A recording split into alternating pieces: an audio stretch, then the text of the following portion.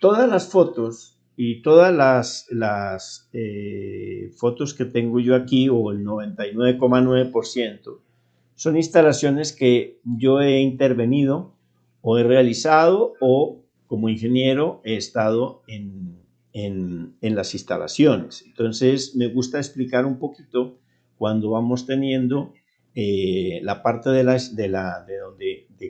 dónde está y por qué se hizo esa solución, ¿vale? Se instaló esa solución. Tened en cuenta que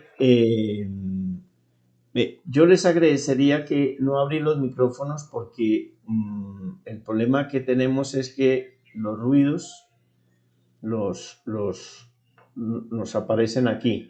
Yo veo varias manitos levantadas, perfecto, pues ahora al final, después de las 8:30, les damos opción. Si hay alguna pregunta que se quiere ir viendo, aquí tengo también a personas que están conmigo.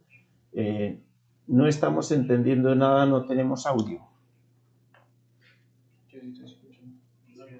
Aquí yo tengo algo, un chivato, que me está diciendo que sí tengo yo retorno, o sea, entonces el inconveniente posiblemente sea vuestro de darle la autorización para que el programa al inicio, cuando se unen a la red, lo que hace es que les pregunta que si permiten ver cámara y a ver audio, y tienen que darle la autorización. Entonces, sugerencia sería el que no está escuchando, como lo dice Luis Eduardo. Si se escucha, dice Andrés, profe, no siga la clase, no tenemos audio, no tenemos forma de comunicación.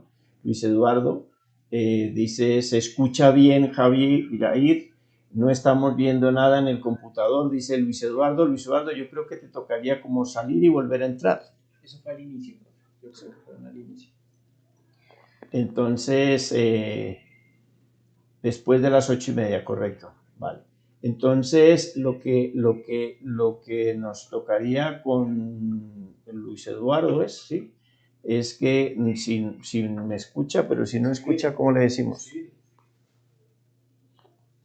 Escríbele. Al grupo. Sí, que el que no escuche, pues lo que vamos a hacer es que vuelva a reinicie y vuelva otra vez y se... Excelente, dice Célix. Luis Eduardo, lo escuchamos a usted, pero no. Adelante, profe. Vale, Luis Eduardo, yo voy a ir hablando otras cosas mientras tanto. ¿Y qué hacemos con Luis Eduardo? Yo creo que ya. Sí. Ya los demás vale. Entonces, vale. Entonces, pues, volviendo a lo que estábamos comentando, las instalaciones que vamos a ver, en este caso, por ejemplo, la foto que vemos allí, se relaciona a una masía. Una masía es un sitio, digámoslo así, rural, donde guardaban antiguamente todas las conservas y todo el heno y todos los elementos para el invierno, pasar el invierno y sacando de allí. Pues tiene una tapia gruesa, ¿sí? Entonces conserva, digamos, a cierta temperatura. No hay temperatura ni que suba mucho ni que baje mucho. Entonces tienen una temperatura para que no se dañen, y adicionalmente estaban en conservas en salmuera.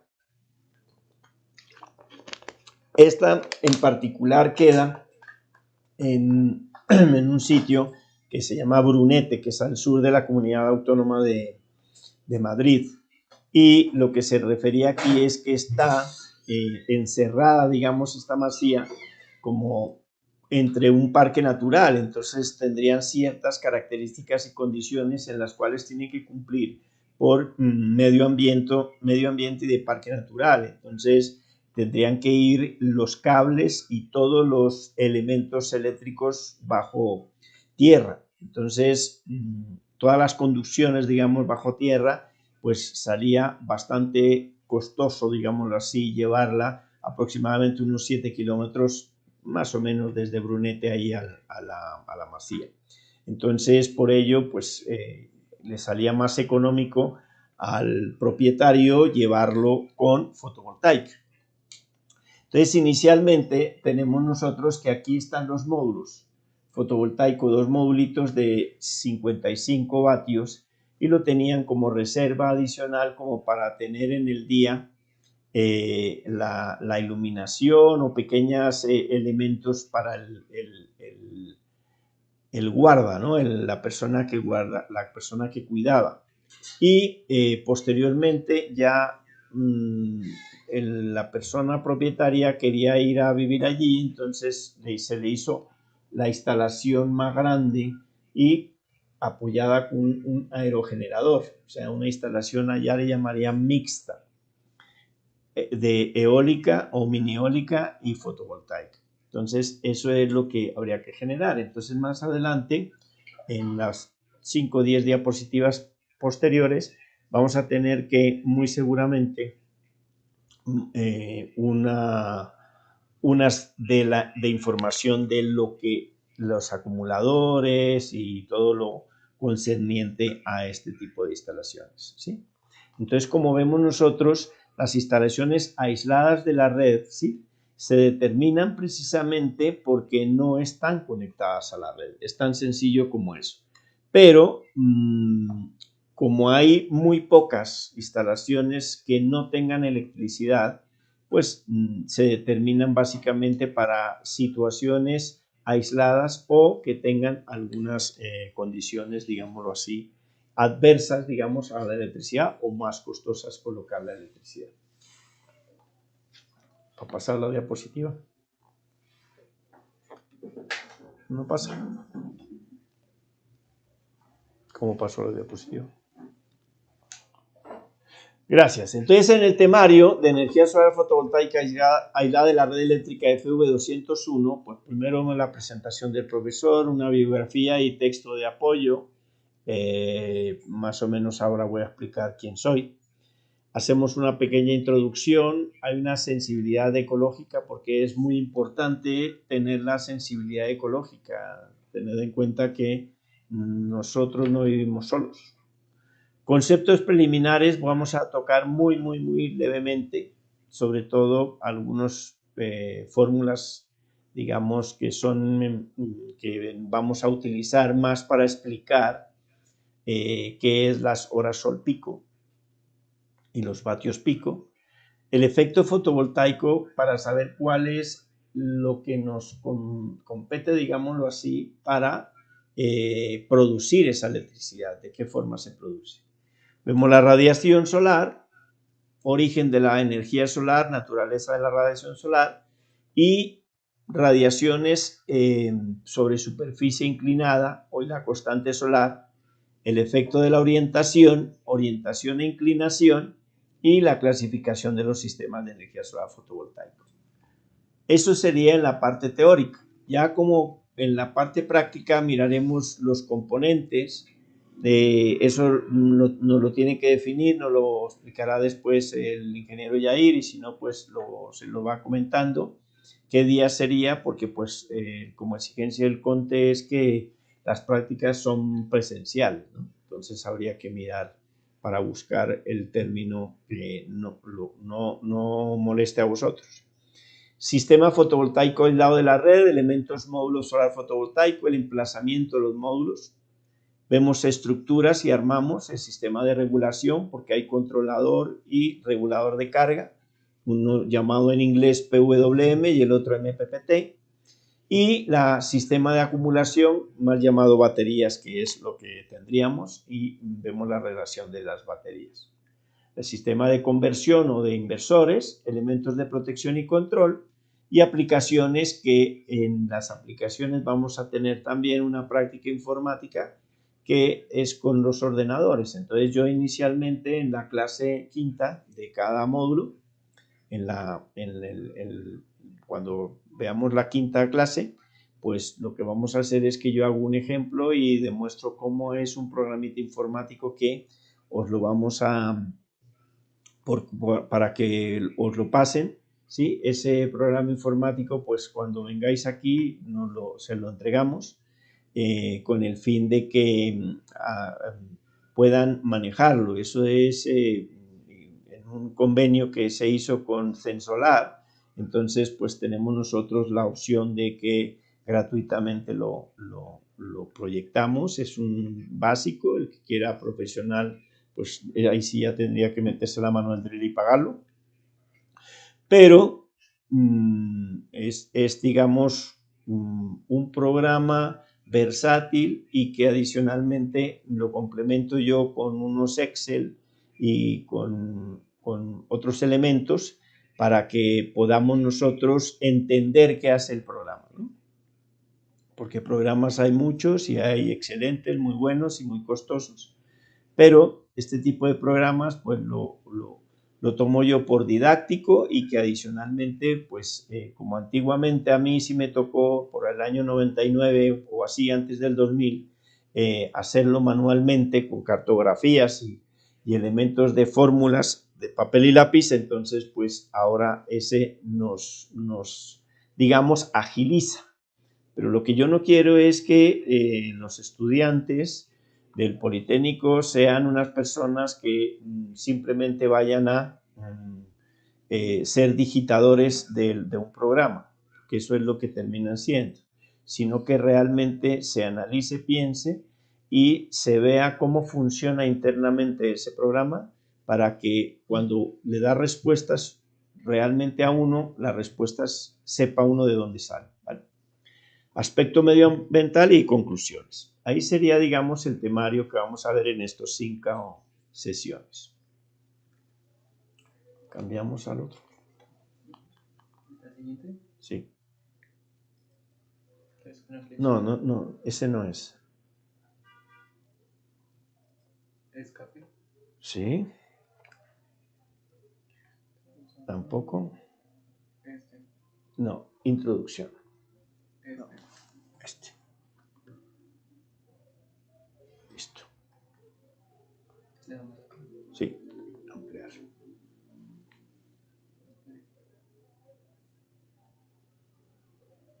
Escape, pues. Dale, escape. Perfecto.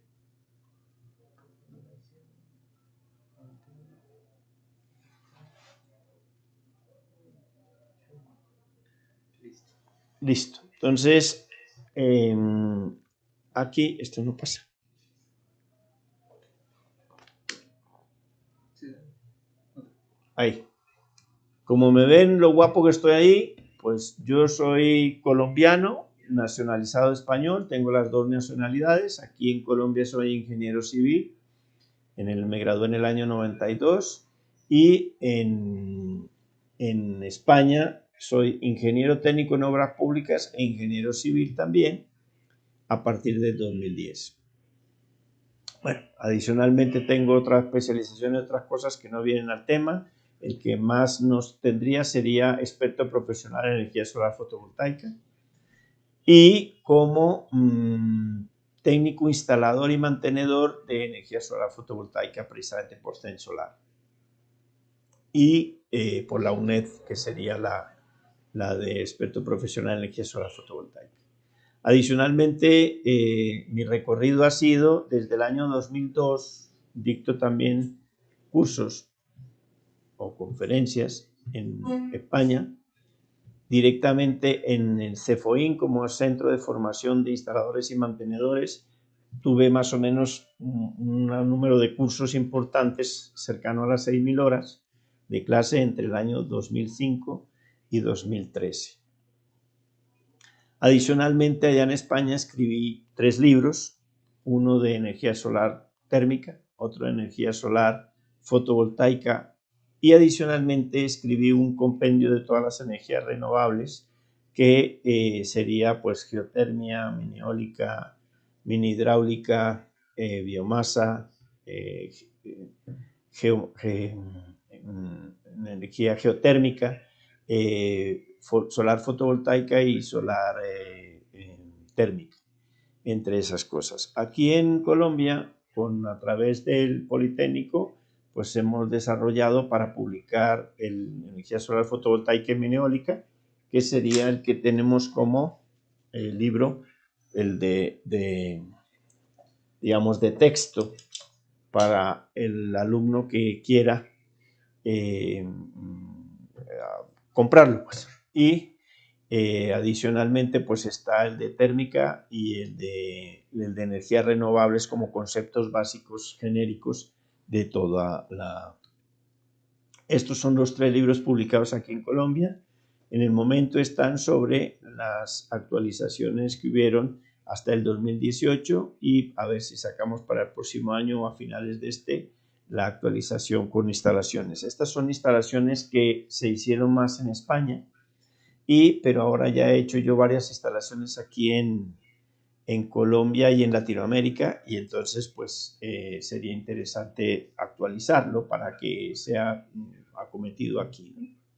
Tened en cuenta que desafortunadamente, digo yo, a pesar de que como anécdota cuento que yo personalmente he hablado con más de 3 directivos de diferentes entes rectores de las energías renovables aquí en Colombia, y ninguno me ha hecho caso que me ofrecí para que actualicemos o demos, digamos, a bien venir que Colombia tenga normativas, así sean copiadas de España y de Estados Unidos, pero que tengamos algo con que arrancar, y después ya vendrán unos segundos personajes que puedan en algún momento, digámoslo así, generar que haya una normativa y no le dejemos esto al vaivén de los operadores de red, porque me parece a mí que esto es conchudo, ¿no?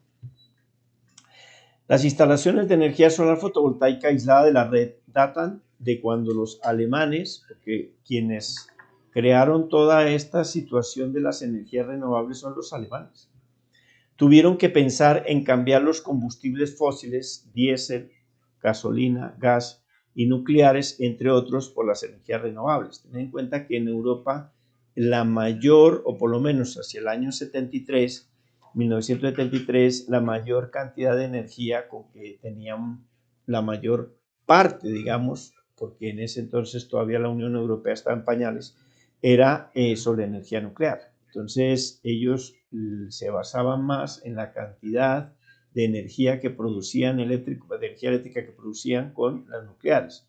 Caso que se podría decir, digámoslo así, que generaría mayor problemática, porque la energía nuclear podría ser como la energía más limpia, entre comillas, para producir electricidad, pero posteriormente a los reactores ya haber consumido, digamos, nuclearmente los elementos, sería pues entonces ese residuo es el que es contaminante. ¿Por qué? Porque quedan contaminadas radiactivamente las aguas que se utilizan para producir ese vapor y esa calor, digamos, con el fin de que al recogerlas, pues pueden pasar 1000 años aún y siguen siendo radioactivas. Entonces, pues el peligro es ese. O sea, en algún comentario siempre les comento a mis alumnos que en alguna oportunidad, por allá, si no mal no me acuerdo, diciembre 23, algo así del 2013, y se presentó por la Dolce Vela, o sea, la DW en Latinoamérica, que es la televisión alemana, y ella me hicieron como un paneo, nos invitaron a 4 personajes a que habláramos. 3 de ellos eran de nucleares y yo era el único que defendía las renovables. Tened en cuenta que en el 2014 hasta junio fue cuando salió la ley 1715 del 2014, en la cual recién, digamos, Colombia aceptaba las energías no convencionales. Y precisamente uno de los goles que metieron al poner no convencionales, porque debería ser renovables, con su nombre en mayúsculas y subrayado, pero le pusieron no convencionales para poder meter el gol de la nuclear, ¿no? Entonces, quieren aquí en Latinoamérica, por disposición, porque a Putin pues se le acabó toda lo que tenía de disposición allá, porque las nucleares en Europa se están disminuyendo y en los países inteligentes están disminuyendo la nuclear, y nosotros teniendo todas las condiciones para generar con energías renovables como es el aire, el sol, el agua, entre otras cosas. Inclusive si somos juiciosos podríamos tener basuras como combustible para producir el biogás que le dicen allá en Europa, que sería el gas metano que se podría generar. Ya a transcurso de eso, del curso, les iré comentando cómo se produce ese tipo de energías. Pero viendo eso, que hay solo energías fósiles o combustibles fósiles, pues entonces generan ese tipo de situación. Tened en cuenta que le llaman fósiles, ¿por qué? Porque son animales, digámoslo así, animales vegetales, y los más animales los humanos, que son los que se han deteriorado a través de miles de años, y ellos son los que han producido el combustible de petróleo, gas y elementos pues como las diamantes, etcétera. Y ¿por qué? Porque los seres vivos somos los únicos que tenemos carbono, y para hacer la combustión se necesita el carbono. Entonces por eso se llama combustibles fósiles. Pero estos, al quemarse, al haber quemados, pues lo único que hacen es producir contaminación, porque se produce la mayor cantidad, pues entre varios, es el CO2. Entonces eso sería lo que cambiaría las condiciones para que pensemos que utilizar las energías renovables como productoras de electricidad. Como su nombre lo indica, las instalaciones aisladas de la red eléctrica son exclusivamente para zonas aisladas que no tienen energía eléctrica de la red, y por tanto se deben alimentar de equipos que produzcan individual y aisladamente sin tener que engancharse a la red eléctrica del sistema interconectado, utilizando plantas eléctricas de gasolina, diésel, gas también, y que desde entonces se proyectan este tipo de instalaciones para reemplazar los sistemas que producirían gran contaminación para el planeta. Los equipos de este sistema de energías limpias son en corriente continua, adaptándolos posteriormente para el uso comercial en corriente alterna mediante los inversores o convertidores de corriente de continua alterna. Aquí hay una aclaración que se puede hacer que es interesante, que es la diferencia entre convertidor e inversor. ¿Okay? Los convertidores inicialmente, yo me acuerdo en el año 2000, 2001, 2002, teníamos convertidores de onda cuadrada.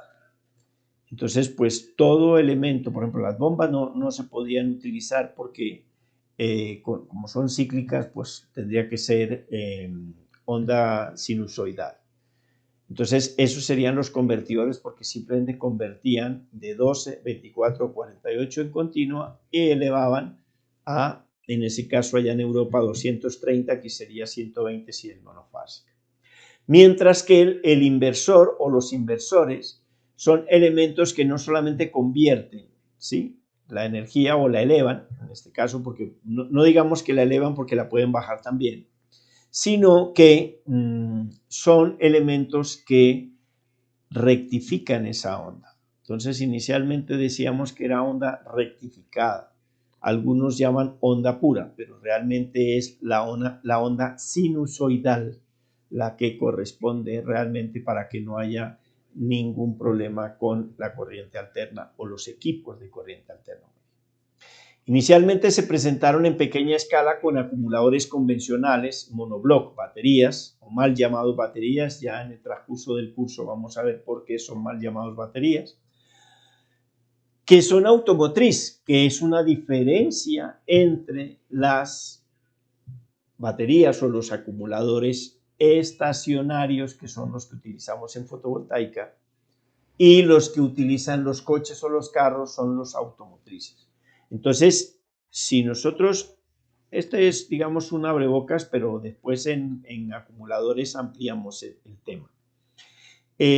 Las automotrices lo que digamos son más delgada la lámina de plomo y son más juntos, digamos, la separación. Y a pesar de ser en ácido sulfúrico, si es plomo ácido, tenemos nosotros que el espacio que tiene para acumular todos ese desgaste de plomo, pues la sedimentación, digamos, entonces lo que hace es se rellena más rápido y generaría un cortocircuito. Entonces, vamos a tener que los automotriz o las baterías automotriz se van a generar con ciclos entre 750 y 900 ciclos como máximo. ¿Por qué? Porque su estructura, su construcción lo determina de esa forma. Mientras tanto, que inicialmente también eran laminares los acumuladores o baterías estacionarios, hoy en día son tubulares para darle mayor cantidad de ciclos. Entonces el área de contacto es mucho mayor, son más robustas, son las láminas más gruesas si está en láminas, si son tubulares, o sea, en forma de tubo, son más gordos, más gruesos. Entonces precisamente ellos pueden tener 1500 ciclos, 4000 e inclusive la más sofisticada pero más costosa, digámoslo así, es ya en grafito, que sería la famosa Tesla esa, o Tesla, y esa es de 10.000 ciclos. Pero pues a medida de que más ciclos tenga ese acumulador, pues su precio es mucho mayor, son más robustas y son en condiciones, digámoslo, para sistemas fotovoltaicos, pues lo que uno diseña no es a 3 años ni 5 años. Entonces, los diseños que se están haciendo o se hacen para este tipo de instalaciones fotovoltaicas son 20-25 años como mínimo. Entonces, si pensamos en ello y les vamos a poner unas baterías automotrices que son de carga y descarga rápida y adicionalmente su construcción es para tener, digamos, 750, 900 ciclos, pues si nosotros dividimos suponiendo un ciclo de un día, pues nos están dando 3 años, 4 años a lo sumo. Mientras que si yo tengo una de 2500, 4000 ciclos, pues son baterías que pueden ser 8, 10 años o inclusive 16, 17 años, que serían las que nos interesaría. ¿Para qué? Porque el elemento más costoso puede costar un 35-40% del valor de la instalación fotovoltaica aislada, es el acumulador o batería, y resulta que para que nos salga más económico, pues compramos la de Patiquiva, que es la de ciclos bajos, pues entonces vamos a tener que cambiar cada 3-4 años. Entonces resulta que en los 25 años, o los 17 para no hacer, mientras la estacionaria he cambiado una vez, cuando cumpla 17, la otra, pues 5 por 3, 15, 6 por 3, 18, prácticamente 6 veces he cambiado ese acumulador. Entonces hay que ver también esa situación, que hay instalaciones que yo le llamo, pues que son en perra perdida, que es por allá en el monte, donde tenemos unas características y condiciones que son infrahumanas, digámoslo así, porque son primero en el camión, después en la Toyota, después en barco, después en lomo de mula y después con el hombro del personaje y termina eso. Entonces, si tengo yo que llevar a este tipo de sitios, porque allá es donde realmente están las aisladas, y le voy a colocar las de monobloc, pues entonces, pues apague y vámonos, porque son acumuladores que no he terminado de llegar con las baterías y ya casi que tengo que cambiarlas. Entonces, eso es lo que hay que meternos un poquito en la cabeza. Yo les hablo mucho de ética, ética de diseño, ética de instalación, ética de mantenimiento. Cuando yo voy a hacer una instalación o diseñarla, yo pienso en la instalación, pienso en el instalador, quien lo va a instalar para que facilitarle, pienso en la logística del material, o sea, cómo voy a llevar a ese sitio el material. Por eso pienso en el instalador, pienso en el mantenedor y el operador, que son diferentes, pero también tienen que tener ahí. y obviamente en el bolsillo del cliente. Pero aquí lo primero que hace el cliente es decir, no, es que yo vi en YouTube que la instalación necesitaba 2 modulitos, 2 paneles. Pero no, es que yo vi allí también en Mercado Libre, perdón por los nombres y apellidos que digo, porque normalmente por eso digo Patiquiva, Perra Perdida, para saber sitios que no son usuales, ni voy a herir susceptibilidades con alguien. Pero si nos ponemos a pensar en ello, pues seguramente que la instalación puede costarte los materiales 4 millones hoy con un kit, famoso kit. Eso parece satánico, el kit. El kit chino que ofrecía de un cliente, un alumno me dijo, profe, aquí hay un kit en Mercado Libre que 4 millones de pesos, 4 módulos de 320, un inversor de 3000 a 24 voltios, 2 baterías de estas, me decía, de gel, como gran cosa, pues el gel, la única diferencia es que es agelatado el electrolito, y ya les explicaré por qué se hizo eso, de agelatarlo, y un controlador.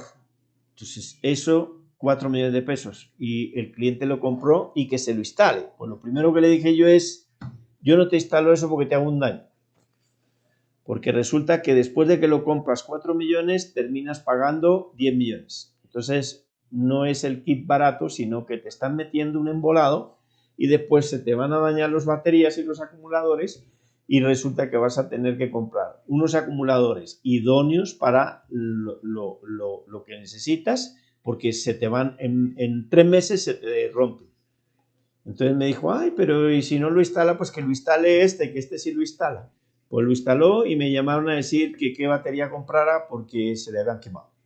Entonces, más o menos para que veáis que en el YouTube es un peligro. Habrán buenísimos, excelentes y que pueden darnos toda la clase que quiera, pero el otro 95%, con todo el respeto, pero son habla mierda. Entonces, eso es lo que tenemos nosotros que caracterizar para saber realmente las necesidades, cumplirlas, pero también diseñar para que los equipos sean los idóneos. ¿Por qué? Porque equipo malo no existe. Eso de que los chinos son malos y que todo es malo, no, el malo es el instalador. Porque lo que tenemos que ver es que si hay una buena condiciones, características y diseño, no tiene por qué molestar la instalación y son instalaciones que se van a diseñar para... ¿Puedo hablar? No. Son instalaciones que se hicieron para 30 años, ¿sí? Entonces, habría que mirar cuál sería, digamos, las condiciones y características importantes en un diseño, quiénes son los elementos y equipos, porque no los llamemos malos y buenos, sino, digamos, domésticos e industriales. Entonces, de acuerdo a las condiciones, el fabricante ha generado ese producto y es el diseñador quien debe de elegir si ese producto es idóneo o no para la instalación. ¿Estamos? Entonces decimos, para adaptarlos a autos caravanas. Autocaravanas sería un remolque rodante a tensiones comerciales de 2 voltios. ¿Qué quiere decir eso? Que hay una casa rodante, se la pego a la Toyota y la va tirando para que a 12 voltios. Entonces, en vez de que pensaran que a 12 voltios tendrían que tener la Toyota encendida todo el tiempo, si van a ir de camping un mes, pues entonces resulta pues que había que ponerle no a la Toyota, sino a la caravana o autocaravana, ¿cómo se llama? El modulito fotovoltaico o mal llamado panel solar, para que me cargue un acumulador que sea estacionario, pero que a la vez se pueda utilizar en cualquier momento en la misma tensión si necesito más energía o si se ha descargado la de fotovoltaica con el misma Toyota. A 24 porque ya era la casa rodante, o sea, era como una buseta, como un autobús, un autocar, y dentro de él iba todo, en el apartamento. Entonces, pues esa 24 voltios. Y por último, la de 48 voltios, porque la mayoría de equipos de telecomunicaciones exigían. Entonces, si yo voy en el mercado en este momento, pues voy a tener elementos como los módulos, los reguladores o controladores de carga, los acumuladores eléctricos o mal llamados baterías y los inversores 12, 24 y 48. Entonces alguien me preguntará, profe, pero yo puedo utilizar a 36. Sí, tú puedes hacer lo que te dé la gana, pero a 36 comercialmente son más caros. ¿Por qué? Porque como en el mercado del consumismo no salen los de 36 sino 12, 24 y 48, entonces fabrican 3 de 36 y 1.000.000 de 12, 24 y 48. Entonces, por eso es más económico, digamos, esas condiciones.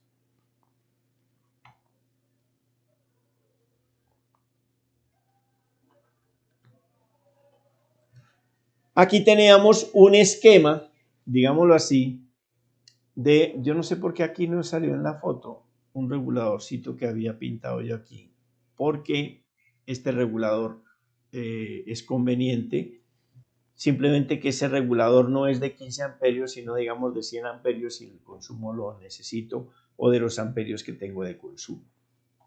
Entonces tenemos aquí, digámoslo así, dos módulos fotovoltaicos en paralelo. ¿Paralelo por qué? Porque están los positivos de uno con el positivo del otro y se van directamente al positivo del positivo del regulador. Entonces tengo yo módulo fotovoltaico 1, el positivo, módulo fotovoltaico 2, el positivo, y ese positivo se va, digamos, al sistema positivo de entrada del regulador. Y el negativo lo mismo. En paralelo se llama por eso porque la conexión, todos los positivos van a un cable y todos los negativos al otro cable. El regulador de carga, denominado también PWM, en letras en inglés, digámoslo así, ese lo tengo yo digamos, a 12 voltios porque la instalación o el módulo, a pesar de ser 17,7 voltios, pero me lo regula a 12 de salida. ¿A dónde? A la batería. ¿Dónde marco yo? ¿Aquí con el cursor o acá? Acá. Vale. Entonces, el positivo y aquí estamos con el regulador. Si cada uno de estos tiene 7 amperios, por decir algo, entonces lo que sumo al ser en paralelo se suma la intensidad, pues sería 7 y 7, 14. Entonces yo me voy al comercio y busco un regulador de carga, en este caso PWM. En español se dice regulador de carga. En inglés las letras que referencian a pulso, por pulso, que sería PWM. Y salgo ya regulado a un acumulador de 12 voltios. Pero como son 12 voltios y cada vaso del acumulador eléctrico es de 2 voltios, 12 dividido 2, 6 vasos. 1, 2, 3, 4, 5 y 6 vasos. En serie ya, para que aumente la tensión y la intensidad sea la misma. O sea, cada vaso de estos tendrá 900 amperios y 2 voltios. Si le sumo a este segundo, pues ya serían los mismos 900 amperios, pero 2 más 2, 4, más 2, 6, más 2, 8, más 2, 10, más 2, 12. Entonces ya saldría aquí. Si yo coloco aquí una bomba o una electrobomba a 12 voltios, entonces si la tensión de salida es menor a la tensión de corte de la batería, pues daño la batería. Entonces por eso tiene que regulador aquí y regulador en la salida, que me genere un control por baja tensión y por alta tensión de ese consumo y que no me dañe el acumulador, ¿vale? Y aquí hay un tercer salida que sería consumo a 12 voltios porque se supone que la instalación es a 12. Entonces la pregunta es, si yo tuviese la bomba y no tengo sino aquí iluminación y cosas que yo puedo regular, digamos, pero la bomba es la única que no puedo regular. ¿Lo puedo regular de aquí? Sí, siempre y cuando que hagamos la multiplicación como la ley de Watt de 12 por 15, que es 180. ¿Qué quiere decir eso? Que yo a esta salida, con este regulador de carga, lo único que puedo sacarle o máximo serían 180 vatios. Entonces, si la bomba es de 60 vatios, perfecto, conéctela, no hay problema. Pero si es de 200 vatios, no, porque no le arrancaría, porque el consumo es mayor a lo que me deja la salida. ¿Sí? Entonces, esto es esquema unificar de aplicaciones tipo 1 y en corriente continua, la producción como el consumo. Aquí está la parte de la instalación. Entonces tenemos un aerogenerador de 1500, 8 módulos de 160 vatios pico y aquí 2 módulos de 55 vatios. Entonces esta es una instalación mixta, allá en España le dirían mixta aislada, ¿sí? Mixta porque tiene carga de las baterías o de los acumuladores con 2 generadores. Un generador eólico y otro generador o unión, serie paralelo, del campo fotovoltaico como generador fotovoltaico. Y un tercer generador, que sería generador también fotovoltaico, pero más pequeño, con 2 módulos de 65 como campo fotovoltaico. Y adicionalmente tendría la opción de una planta diésel que la tengo internamente. ¿Sí? Ya la vamos a ver. Aquí, para que me crean, pues que en algunas fotos estoy yo de las instalaciones. Aquí está el suscrito, pero como con 20 años menos. Sigo igual de joven y bello, pero bueno. Entonces, ¿qué elementos tengo diferente a pesar de que el voltaje va a cargarse regulado a 24 voltios en este caso, ¿sí? Pero tengo que adaptarlos. Entonces, aquí hay un regulador o controlador, en este caso es controlador del aerogenerador, y iría a bornas de batería. Aquí tengo un regulador de carga o PWM, este sería MPPT, PWM, en el cual me va a regular solo los modulitos, 2 modulitos, por eso es más pequeño. La intensidad es mucho menor, que es lo que el tamaño del regulador, ¿sí? Y acá abajo tengo otro regulador de carga PWM, que es lo de los 8 módulos de 160 que también los va a regular. Entran a tensiones diferentes, pero la salida toda es a 24 voltios. Por último está una transferencia y el sistema de protecciones del motor y acondiciono, porque aquí tiene que haber, viene de atrás, que no está ahí, un cargador que el diésel mueve y que sería de 230, como es allá, a 24 voltios. Y aquí están los acumuladores. Entonces, cada vaso son 2 voltios, 1, 2, 3, 4, 5, 6 y 6, 12. Por 2, 24 voltios. Pero si os fijáis, aquí está la borna de entrada a ese acumulador completo, ¿sí?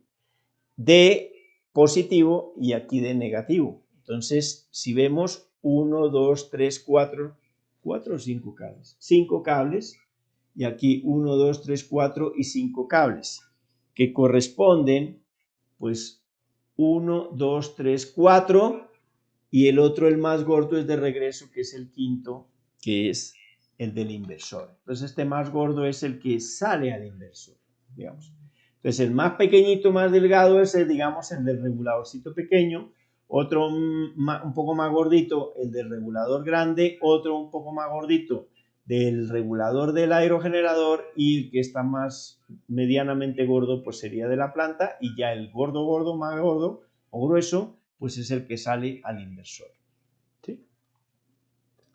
Ahí está. Entonces, como este sí tiene consumo en alterna, a pesar de que produce en continua, pero consume en alterna, o sea, esquema aplicación tipo 2, corriente continua y consumo en corriente alterna. Entonces, aquí no hay necesidad de colocar ninguno de los reguladores, pues porque quien va a regular es el inversor. En este caso, no solamente eleva de 12 a 120, en este caso, aquí Colombia, y allá en España sería de 12 a 230 monofásica, sino que también la onda la vuelve de cuadrada a sinusoidal. Entonces tenemos lo mismo, los mismos modulitos del otro esquema, como sigue 7 y 7, 14, 15 amperios, el regulador de carga y regulado 12 voltios, el acumulador de 900 amperios y el inversor. Entonces ya les enseñaré más adelante cuando hagamos el ejercicio en la última clase, en la quinta sesión, lo que hacemos es el ejercicio y vamos a hacer las comprobaciones si este inversor es el adecuado, si ese acumulador es el adecuado. Sí. Espérate que quiero beber un poco de agua ahí. Y hacemos esas comprobaciones. Entonces, ahí es donde vamos a sacar el cuento del kit chino, donde les voy a decir por qué el kit chino no les funcionó. Entonces, aquí sería el esquema tipo 2. Digamos ahí. En la actualidad, se refleja que su utilización también está contemplada para suplir eléctricamente mediante un sistema híbrido. El sistema híbrido es la unión por una parte de la conexión a red on-grid y por otro lado la aislada de la red off-grid, y voy a cargar los acumuladores con la instalación de conexión a red y adicionalmente si hay consumo en el momento que estoy produciendo, pues ese consumo se irá directamente a la instalación y también habrá carga de acumuladores para que en las horas de no sol se pueda consumir de esos acumuladores. ¿Sí? Por eso es red aislada, conexión a red aislada o diésel aislada, porque puede haber planta de emergencia que también puede entrar en eso.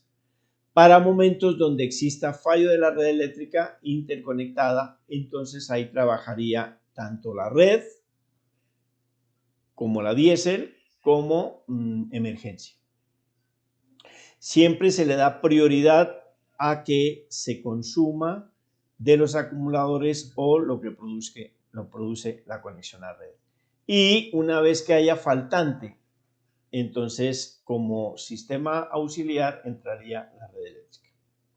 En esencia, se utilizó en corriente continua para sistemas que no tenían red eléctrica de alimentación en edificaciones aisladas de las poblaciones urbanas. Pongamos un ejemplo, es muy fácil aquí encontrar poblaciones tipo Perra Perdida que tienen todavía planta diésel y la encienden, por ejemplo, de 4 de la tarde a 10 de la noche.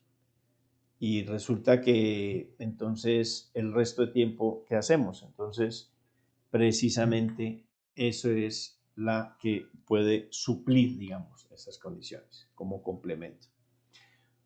Como prefacio de la energía solar fotovoltaica, hay que detenernos unos segundos para analizar nuestra relación con el planeta y si estamos haciendo lo correcto para él. ¿Se acuerda que les dije que íbamos a ver de la parte ecológica? Porque no podemos decir energías renovables, ahorro, eficiencia energética, educación de consumo eléctrico sin tener en cuenta el planeta. Si nos fijamos en la siguiente foto, observaremos un hermoso paisaje que no ha sido contaminado por el hombre. Las plantas y los seres vivos están a disposición de la naturaleza y el ciclo biológico y natural se conserva. Mantiene el agua, el verde de las plantas con su fotosíntesis y el paisaje es armónico. Entonces, este sería, digamos, un paisaje en proceso de contaminación por el hombre, porque vemos ya barcos por ahí, elementos, algunas casas, pero mantiene, digamos, el verde, un cielo azul y no está contaminada el agua y hay terreno, o sea, hay vegetación. Si en cambio observamos la foto de abajo, ya os la muestro, encontramos un paisaje seco, árido y escabroso. La contaminación por el hombre ha roto su ciclo biológico. El agua no está y las plantas y los seres vivos están resecos, quedándose sin vida.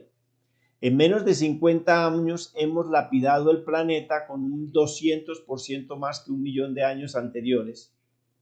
Hay un consenso creciente que las energías renovables pueden jugar un papel clave para salvar el planeta.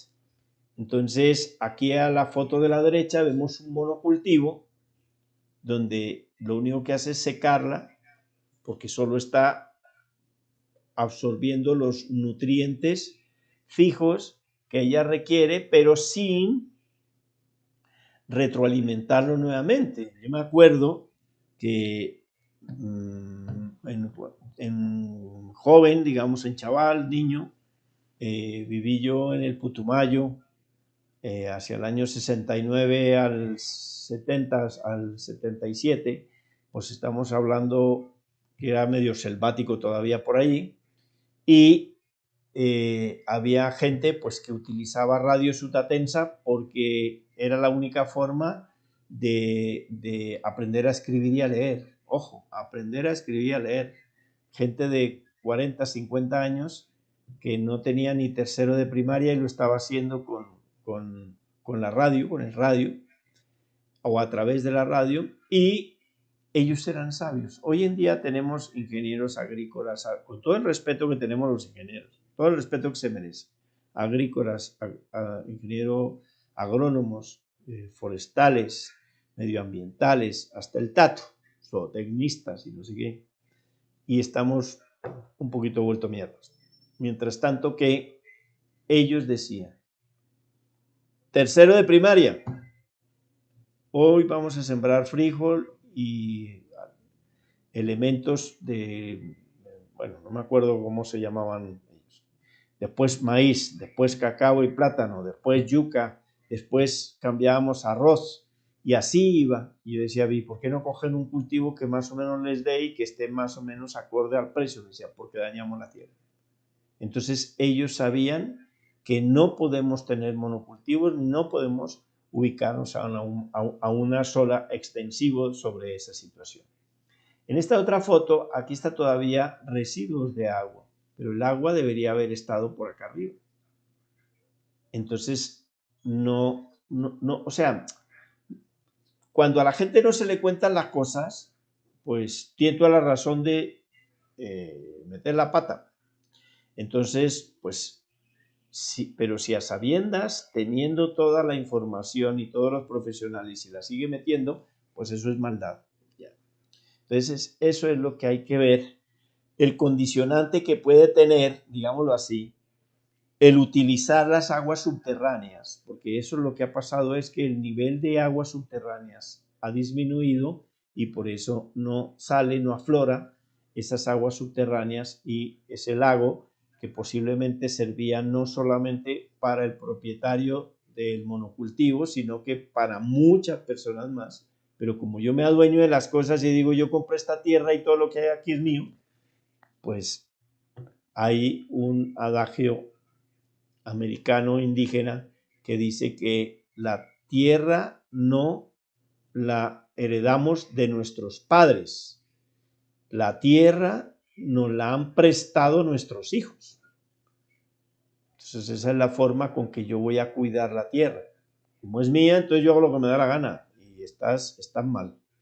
Estás un poco loco. Las energías renovables, por su característica, radiación a la que captan, sistema de transformación de la energía, producción del sistema y clase de energía que se puede obtener, podemos definirlas de la siguiente forma. Energía solar térmica, energía que aprovecha las ondas electromagnéticas correspondientes a la radiación infrarroja, convirtiendo la energía solar en energía térmica por medio de captadores térmicos para la producción de agua caliente.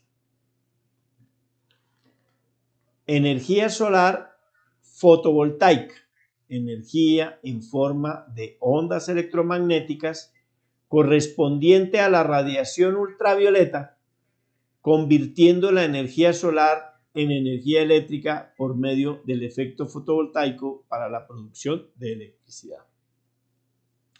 Si esta definición, que es técnica, se la doy a Patiquiva, que no tiene ni idea, pues seguramente que va a decir, ¿qué? ¿Qué es eso de fotovoltaica? Porque hay mucha gente que cuando dice, yo soy docente de energía solar fotovoltaica, ¿y eso qué es? Entonces, ¿cómo se definiría la fotovoltaica? Entonces, necesitaríamos ir a Wikipedia o algún significado de un diccionario donde sencillamente nos diga fotovoltaica, porque aquí estamos nosotros describiendo la forma técnica con que se genera la fotovoltaica. Solar, energía solar fotoquímica, energía en forma de ondas electromagnéticas correspondiente a la radiación ultravioleta, o sea, igual que la fotovoltaica, pero convirtiendo la energía solar en energía química por medio de la fotosíntesis que posteriormente utilizaremos como energía de biomasa. Entonces, aquí hay que ponerse a pensar que ese ciclo, si no existiese la radiación solar, o sea, que solo exista la noche, porque la Tierra es la que nos hace sombra, no habría nada que produjese algún ser vivo, en este caso las plantas.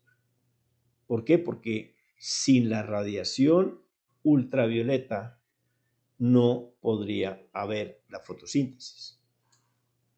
Miren lo importante que es. Entonces, energía eólica, energía proveniente del viento. Entonces, punto, ahí está. Entonces, vamos a ver qué es el viento. Para que suceda el fenómeno del viento, se requiere de grandes cambios térmicos en el ambiente, así como un aumento de humedad que es producido por el calentamiento del aire expuesto al sol, otra vez el sol, haciendo evaporar el agua del mar. El aire caliente que está a nivel de mar se eleva, empujando al aire de mayor altura hacia abajo, que estará más frío. Los dos tipos de aire se mueven tanto vertical como horizontalmente, creando el movimiento que conocemos como el viento. Entonces, o sea que sin la radiación solar tampoco hay viento. Energía hidráulica, energía proveniente del agua. Listo. Entonces, pero ahora veamos cómo se produce esa agua. El sol evapora el agua de mar, la transporta en forma condensada y la retiene en las nubes, llevándola a montañas u otros sitios altos y precipitándola en forma de lluvia, manteniendo así el ciclo natural de recuperación del agua. De esta forma, el sol nos desaliniza, purifica y transporta el agua para que por gravedad vuelva a regar nuestros campos, permitiéndonos utilizar esa energía cinética o potencial según sea el caso, y todo esto gratis. ¿Por qué lo digo yo? Porque, por ejemplo, poblaciones como Barcelona y Valencia en España tienen que, después de primavera, que se ha acabado ya el agua de deshiele, digamos, de las montañas, que en invierno se ha congelado, entonces, o se ha hecho nieve, entonces ese deshiele no dura para hasta el verano, o sea que tienen que desalinizar el agua de mar para producir agua potable para el consumo de esas localidades, ¿entienden? Y es costoso, hay que sacarle la sal y no se puede botarla o llevarla otra vez al mar porque estaría acabando con la densidad o cambiando la densidad del agua de mar y le pasa lo que pasa en el mar muerto, que no hay seres vivos porque cambian el flujo y la parte térmica interna, porque hay unos flujos dentro del mar, como una especie de ríos, que ellos van llevando calor o frío de acuerdo a la zona donde estén y con eso se pueden haber seres vivos. Pero eso también es gracias al sol. Energía de biomasa. En este caso, en la energía de biomasa estamos hablando como combustible de biomasa. Entonces también es energía de biomasa, es energía proveniente del sol conjuntamente con los suelos. Entonces el sol a través de la fotoquímica, mediante la fotosíntesis, lleva los alimentos que circulan desde la raíz hasta el tronco, el tallo, y las hojas por la savia. Una vez el vegetal haya crecido, se lo corta y deshidrata, según sea el caso.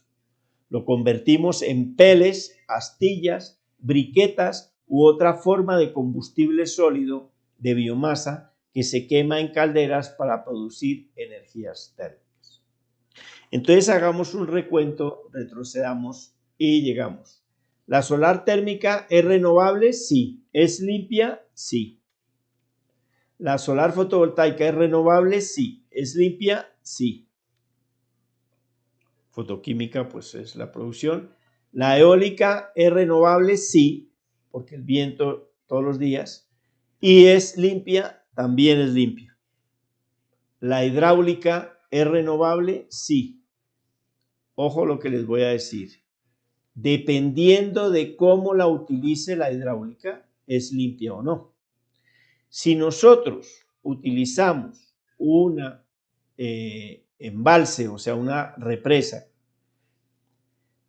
lo que hacemos es inundar, y al estar las raíces de los árboles que están en descomposición, por no decir putrefactas, pues ellas van a producir CO2, y entonces si es hidráulica con embalse, con presa, no es limpia, porque produce el CO2. 35, 40 años hasta que haya completamente desaparezcan las raíces de los árboles, de las vegetaciones, ¿vale? Por eso no es. Ya en su momento les comentaré cuál sería la solución de ellas. Y la biomasa, que me falté, ¿la biomasa es renovable? Sí, porque yo voy reforestando árboles 3-1, 2-1, o sea, talo 1 y siembro 2 o 3.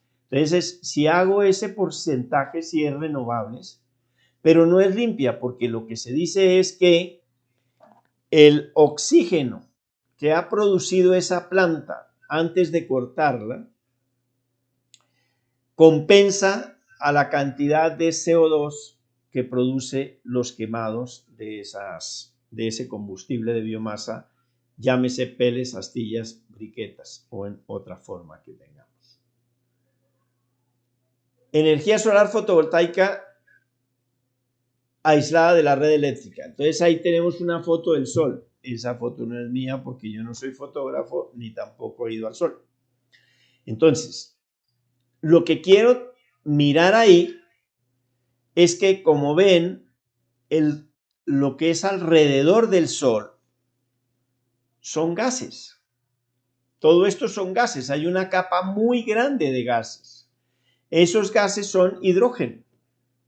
Entonces, imaginaros que llega a una temperatura cercana a los 6.000 grados Kelvin. De esos 6.000 grados Kelvin, cuando llega a esa temperatura, lo que hace es fusionar, ¿sí? Entonces, no es explosión, sino implosión. Entonces, explosión, miles de pedazos, muchísimos pedazos. Implosión quiere decir que se unen, se vuelven, o sea, se funden, se vuelve uno solo. Por eso, dos moléculas de hidrógeno, si el hidrógeno está en la tabla periódica como primero, en la primera valencia o la primera órbita, entonces 8 más allá están los gases nobles, que es el helio. Entonces, el hidrógeno es átomo 1, número atómico 1, el helio es número 2. Entonces, es dos moléculas de hidrógeno se fusionan para convertirse en una de helio. Entonces, eso es lo que se produce con esa impulsión, la radiación solar. Entonces, esta, digamos, diapositiva, digo yo que es como la pitonisa Lola, que suena una musiquita. ¿Sí está? Como la pitonisa Lola. El sol, y aquí debe haber algo para que convierta en electricidad para producir iluminación. Aprovecha la radiación ultravioleta del sol para generar electricidad. ¿Sí? Entonces, vamos a explicar primero qué porcentajes tiene la radiación, cuáles son los que vamos a utilizar y segundo, por qué se genera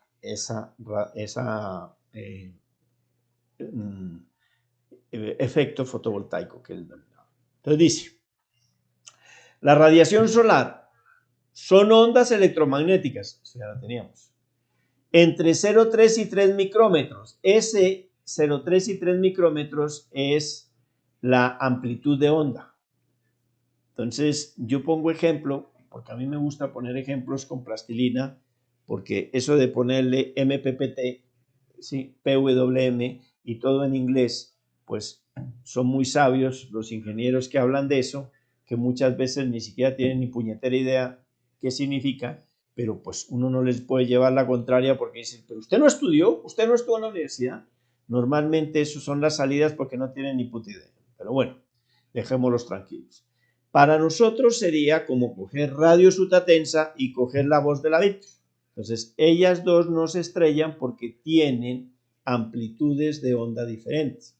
Esa amplitud de onda se denomina con la letra griega lambda. Varía de acuerdo a la radiación que pertenece, siendo estas clasificadas y valoradas en porcentajes de la siguiente manera. Entonces se extrae entre 0,3 y 3 micrómetros, esa sería la amplitud de onda de cada uno. El 7% corresponde a la radiación ultravioleta. Yo le determino como luz, porque yo voy a la playa a tomarme en un chiringuito. Antes de ello, pues me mojo un poquito los pies. Hombre, aprovecho para ver unas bizcochas. Y lo que veo yo ahí es que me está quemando la piel y a la vez estoy sofocado de calor. Entonces hay que ir a tomarse un chiringuito la cerveza. Me meto debajo del chiringuito, o sea, la tiendita, el kiosco, y me meto ahí debajo. Ya no me quema, pero sigo sintiendo calor. Entonces, lo que me quema es la radiación ultravioleta, que es la luz. Y lo que me sofoca es la radiación infrarroja, que la determino yo calor, para analizarlo y saber más o menos dónde está. Entonces, luz, mediante el efecto fotovoltaico, que ya lo vemos enseguida, me produce energía solar fotovoltaica, o sea, electricidad. Pero también vimos que no es solo el efecto fotovoltaico, sino que la fotosíntesis está creada por ello, entonces es vida, determinaría yo. El 46, radiación infrarroja, calor, que me produce agua caliente para energía solar térmica o agua caliente sanitaria, o aquí dirían agua caliente para el consumo humano, las duchas. Agua caliente para las duchas. Agua caliente para varios sistemas, varios enfoques que podemos saber. ¿Por qué? Porque yo puedo sacar del agua caliente frío. Sí, señor, así como lo escucha. Del agua caliente pongo unos captadores solares, colectores solares, caliento, voy con unos intercambiadores de placa, hago forzado mediante unas bombas recirculadoras y meto ese calor a un depósito o tanque de acumulación de inercia. Por eso se llama agua caliente, de inercia. De inercia porque no es sanitaria, no es de consumo humano, sino solo para calor. Pero también puedo utilizar esa agua de consumo humano caliente también en un depósito aparte. Simplemente que este es un poco más barato porque se puede oxidar y no hay problema. Y el otro tiene que ser acero inoxidable para que no contamine el agua de consumo humano. Entonces yo lo que hago es que llevo a unas máquinas de absorción. ¿Qué diferencia hay entre el aire acondicionado y la máquina de absorción? La forma y presión. No utilizamos gas, sino un salubre, o sea, salmuera. Y en el ciclo frigorífico utilizamos alta presión, mientras tanto que en el de absorción casi vacío, o sea, baja presión.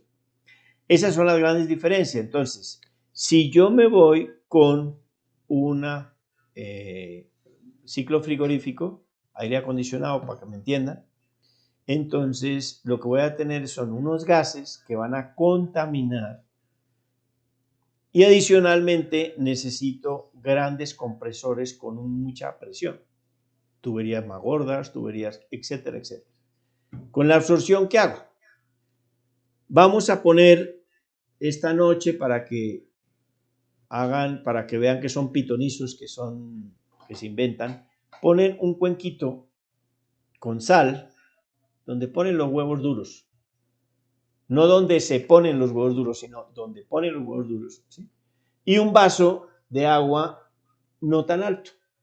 Lo dejan un poquito separados, unos 5 centímetros, se van a acostar y al día siguiente ven si, bueno, le hacen una rayita donde queda el nivel del agua y ven si bajó el nivel del agua al día siguiente y se humedeció la sal. Obviamente que sí, porque la sal tiene esa particularidad o esa condición físico-química que absorbe. Entonces el agua se ha saltado del vaso y se ha ido a la sal. Por eso es con salmuera, en este caso las que utilizábamos ahí, porque nosotros hicimos varias de estas máquinas de absorción.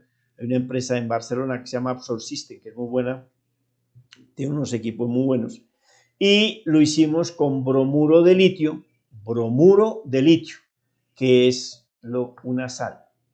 Entonces, ¿qué pasa? Que cuando yo voy a cambiar eso, cuando finaliza el verano, digámoslo así, ahora en septiembre, precisamente, el mantenimiento que hago yo es descargar esa sal. Entonces, eso es una sal, bromuro de litio, pues, lo puedo, regenerar o no es contaminante, ¿sí? Y cuando está la primavera que quiere volver a cambiar los aires acondicionados, pues meto nuevamente otro bromuro de litio, pero eso no es contaminante como los gases que tienen, a pesar de que hace 20 años ahora han cambiado muchos los gases, pero yo creo que aquí en Colombia utilizan todavía unos gases muy contaminantes. Eso lo podemos hacer con energía solar.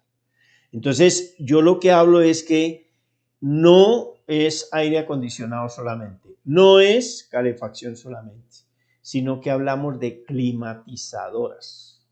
Las climatizadoras son elementos que tendrán la máquina de absorción y tendrán la calefacción o los tanques de agua caliente y simplemente utilizo un fan coil, que es un elemento como un ventilador coaxial. El ventilador coaxial es horizontal, ¿sí?